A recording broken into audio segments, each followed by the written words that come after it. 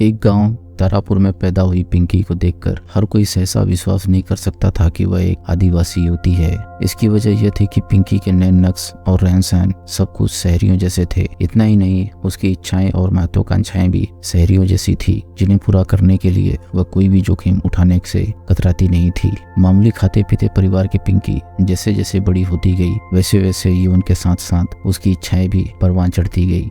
जवान होते होते पिंकी को इतना तो समझ में आने लगा था कि यह सब कुछ यानी बड़ा बंगला, मोटर गाड़ी, गहने और फैशन की सभी चीजें उसकी किस्मत में नहीं है, लिहाजा जो है उसे उसी में संतोष कर लेना चाहिए। लेकिन इसके बाद भी पिंकी अपने शौक नहीं दबा सकी। घूमने फिरने और मौज मस्ती करने के उसके सपने दिल में दफन होकर रह गए थे। घर वालों ने समय पर उसकी विजय से शादी कर दी। शादी के बाद वह पति के साथ जाकर रहने लगी थी। पेशे से ड्राइवर विजय अपनी पत्नी की इस कमजोरी को जल्दी ही समझ गया था कि पिंकी के सपने बहुत बड़े हैं, जिन्हें पूरा करने के लिए बहुत दौलत चाहिए। उन्हें कमाकर पूरा कर पाना कम से कम इस जन्म में तो उसके बस की बात नहीं है। इसके बाद भी उसकी हर मुमकिन कोशिश यही रहती थी कि वह हर खुशी लाकर पत्नी के कदमों में डाल दे। इसके लिए वह जी तोड़ मेहनत करता भी था, लेकिन ड्राइवरी से इतनी आमदनी नहीं हो पाती थी कि वह सब कुछ खरीदा और हासिल किया जा सके जो पिंकी चाहती थी। इच्छा है पर जरूरत नहीं, यह बात विजय पिंकी को तरह तरह से समय समय पर समझाता भी रहता था। लेकिन अपनी शर्तों पे जिंदगी जीने की आदी होती जा रही पिंकी को पति की मजबूरी तो समझ में आती थी, लेकिन उसकी बातों का असर उस पर से बहुत जल्द खत्म हो जाता था। शादी के बाद कुछ दिन तो प्यार मोहब्बत और अभिसार से ठीक ठाक गुजरे। इस बीच पिंकी ने 2 बेटों को जन्म दिया, जिनके नाम हिमांशु और अनुज रखे गए। विजय को जिंदगी में सब कुछ मिल चुका था, इसलिए वह संतुष्ट था, लेकिन पिंकी की बेचैनी और छटपटाहट बरकरार थी। बेटों को कुछ बड़ा होते ही उसकी हसरतें फिर से उठने लगी। बच्चों के हो जाने के बाद घर के खर्चे बढ़ गए थे, लेकिन विजय की आमदनी में कोई खास इजाफा नहीं हुआ था।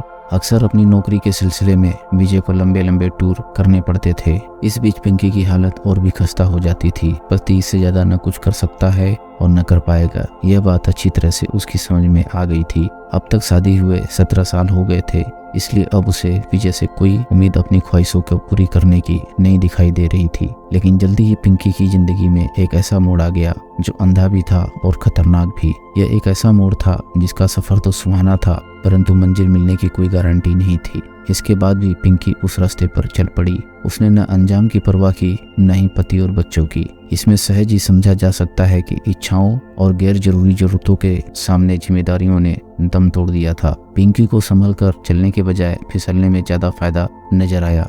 विजय का एक दोस्त था दिलीप, वह बेरोजगार था और वह काम की तलाश में इधर उधर भटक रहा था।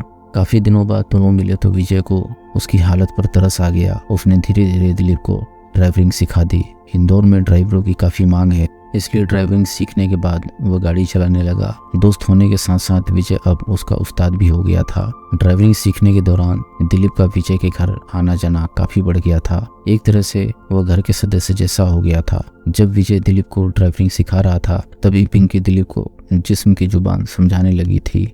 उसके हुस्न और अदाओं का दीवाना होकर दिलीप दोस्ती यारी ही नहीं, गुरु शिष्य परंपरा को भी भूलकर पिंकी के प्यार में कुछ इस तरह डूबा कि उसे भी अच्छे बुरे का होश नहीं रहा। ऐसे मामलों में अक्सर औरत ही पहल करती है, जिससे मर्द को फिसलते देर नहीं लगती। दिलीप अकेला था, उसके खर्चे कम थे, इसलिए वो अपनी कमाई पिंकी के शौक और ख्वाहिशों को पूरा करने में खर्च करने लगा। इसके बदले पिंकी उसकी जिस्मानी जरूरतें पूरी करने लगी। जब भी विजय घर पर नहीं होता या गाड़ी लेकर बाहर गया होता, तब दिलीप उसके घर पर होता। पति की गैर हाजिरी में पिंकी उसके साथ आनंद के सागर में गोते लगा रही होती। विजय इस रिश्ते से अनजान था, क्योंकि उसे पत्नी और दोस्त दोनों पर भरोसा था। यह भरोसा तब टूटा जब उसे पत्नी और दोस्त के संबंधों का एहसास हुआ। शक होते ही वह दोनों की चोरी छिपे निगरानी करने लगा। फिर जल्दी ही उसके सामने स्पष्ट हो गया कि बीबी बेवफा और यार दगाबाज निकला। शक के यकीन में बदलने पर विजय तिलमिला उठा, पर यह पिंकी के प्रति उसकी दीवानगी ही थी कि उसने कोई सख्त कदम न उठाते हुए उसे समझाया। लेकिन अब तक पानी सिर के ऊपर से गुजर चुका था। चूंकि पति का लिहाज और डर था, इसलिए पिंकी खुलेआम अपने आशिक देवर के साथ रंगरलिया नहीं मना रही थी। फिर एक दिन पिंकी कोई परवाह किए बगैर दिलीप के साथ चली गई। चली जाने का मतलब यह नहीं कि वह आधी रात को कुछ जरूरी सामान लेकर प्रेमी के साथ चली गई थी, बल्कि उसने विजय को बकायदा तलाक दे दिया था और उसकी गृहस्थी के बंधन से खुद को मुक्त कर लिया था।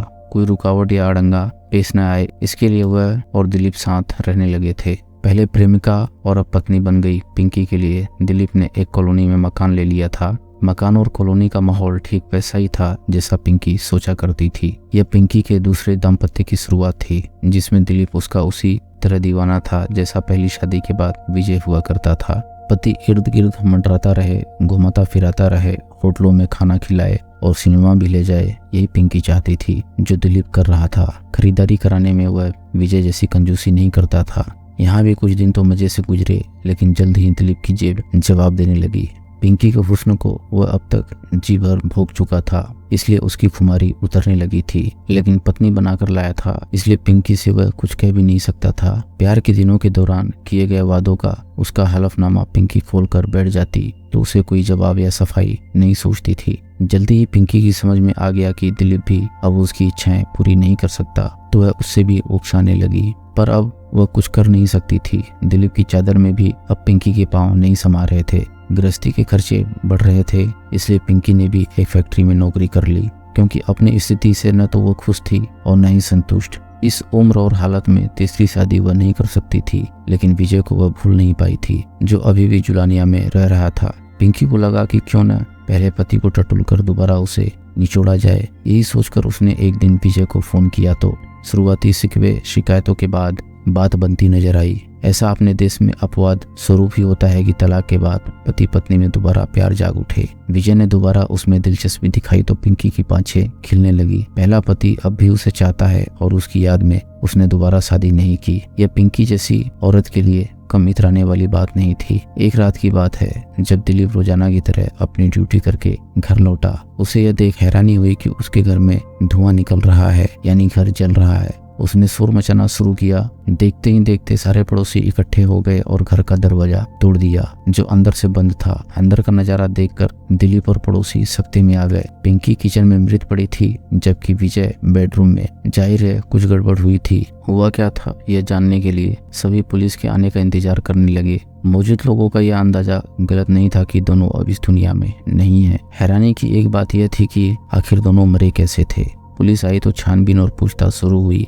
दिलीप के यह बताने पर मृतक विजय उसकी पत्नी पिंकी का पहला पति और उसका दोस्त था। पहले तो कहानी उलझी हुई नजर आई, लेकिन जल्दी ही सुलझ भी गई। दोनों लाशों को पोस्टमार्टम के लिए भेज दिया गया। पुलिस वालों ने दिलीप से पूछताछ की तो उसकी बातों से लगा कि वह झूठ नहीं बोल रहा है। उसने पुलिस को बताया कि वह काम से लौटा तो घर के अंदर से धुआं निकलते देख घबरा गया। उसने मदद के लिए गुहार लगाई। इसके बाद जो हुआ उसकी पुष्टि के लिए वहां दर्जनों लोग मौजूद थे। दरवाजा सचमुच अंदर से बंद था, जिसे उन लोगों ने मिलकर तोड़ा था। सभी ने बताया कि पिंकी की लाश जली हालत में किचन में पड़ी थी और विजय की ड्राइंग रूम में। उसके गले में साड़ी का फंदा लिपटा था। पिंकी के चेहरे पर चोट के निशान साफ दिखाई दे रहे थे। जल्दी ही इस दोहरे हत्याकांड या खुदकुशी की खबर आग की तरह धार से होते हुए समूचे निमाड़ और मालवांचल में फैल गई, जिसके बारे में सभी के अपने अपने अनुमान थे। लेकिन सभी को इस बात का इंतजार था कि आखिर पुलिस कहती क्या है। पुलिस को दिए गए बयान में पिंकी की मां मुन्नी बाई ने बताया कि पिंकी और विजय का वैवाहिक जीवन ठीक ठाक चल रहा था, लेकिन दिलीप ने आकर न जाने कैसे पिंकी को फंसा लिया। जबकि दिलीप का कहना था कि उसे इस बात की जानकारी नहीं थी कि उसकी गैर मौजूदगी में पिंकी पहले पति विजय से मिलती जुलती थी या फोन पर बातें करती थी। पिंकी के भाई कान्हा ने जरूर यह माना कि उसने पिंकी को बहुत समझाया था, पर वह नहीं मानी। पिंकी कब विजय को तलाक देकर दिलीप के साथ रहने लगी थी यह उसे नहीं मालूम था। अब पुलिस के पास सिवाय अनुमान के कुछ नहीं बचा था। इससे आखिरी अंदाजा यह लगाया गया कि विजय पिंकी के बुलाने पर उसके घर आया था और किसी बात पर विवाद हो जाने की वजह से उसने पिंकी की हत्या करके घर में आग लगा दी थी। उसके बाद वो खुद भी साड़ी का फंदा बनाकर लटक गया। फंदा उसका वजन सह नहीं पाया, इसलिए वह गिरकर बेहोश हो गया। उसी हालत में दम घुटने से उसकी मौत हो गई। बाद में यह भी बात निकल करके आई कि विजय पिंकी से दोबारा प्यार नहीं करने लगा था, बल्कि उसकी बेवफाई से वह खार खाए बैठा था। उस दिन मौका मिलते ही उसने पिंकी को उसकी बेवफाई की सजा दे दी, लेकिन बदकिस्मती से वो खुद भी मारा गया। दोस्तों, अगर आपको कहानी पसंद आ रही हो तो वीडियो को लाइक करें और चैनल को सब्सक्राइब करें। हम ऐसी मजेदार कहानियां आपके लिए लाते रहेंगे।